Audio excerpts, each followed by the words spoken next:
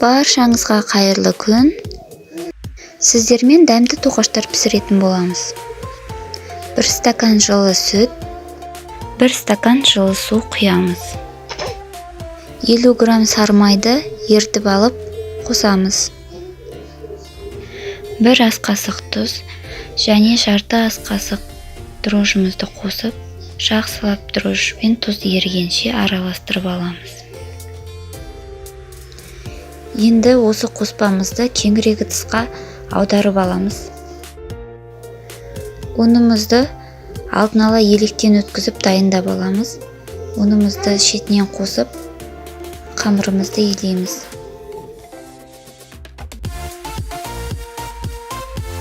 Қамырды илей бастаймыз. Қамырдың иін жақсылап қандырып тұрып илеңіздер.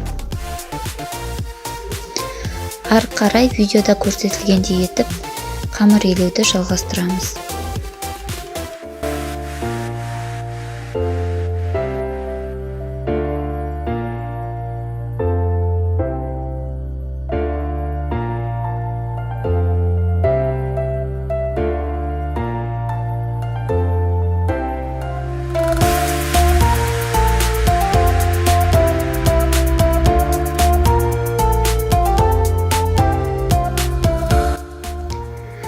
Қамырымызды біріктіріп алғаннан кейін 3 ас қасық күнбағыс майын қосып, қамыр илеуді ары қарай жалғастырамыз.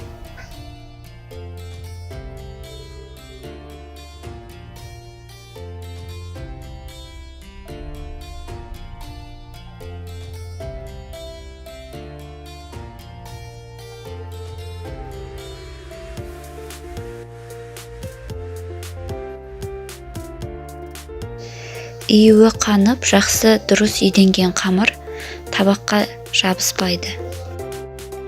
Қамыр үйдеген ыдыстарыңыздың іші тап-таза күйінде қалуы керек. Орташа жұмсақтықтағы қамырымызды илеп алдық. Енді бетін жауып, жылы жерге 1,5 сағатқа алып қоямыз. Қамырымыз дайын болды. Осы қамырды 10 бөлікке бөліп, видеода көрсетілгендей 10 күлше дайындап аламыз.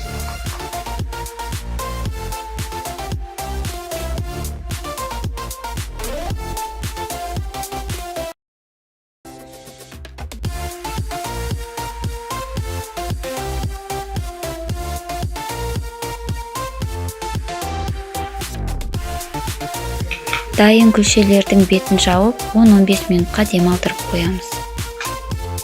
Тынып тұрған күлшелерді алып, видеода көрсетілгендей, ортасын баса отырып, тоқаш дайындап аламыз. Шеттерін басудың қажеті жоқ, тек ортасын басып, тоқашымызға форма келтіріп аламыз.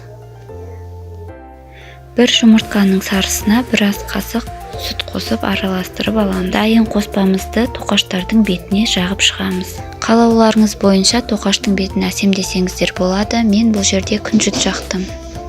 Тоқаштарды 180 градуста қызып тұрған пешке саламыз. Беті қызарғанша пісіріп аламыз. Пісу уақытын өздеріңіздің пештеріңізге қарай анықтайсыздар. Ең бастысы тоқаштың екі жағы да қызарып, жақсы пісуі керек. Сіздерге іске сәт, астарыңыз дәмді болсын. Видеом пайдалы болған болса, лайк басыңыз, пікір қалдырыңыз. Және каналыма тіркелуді ұмытпаңыз.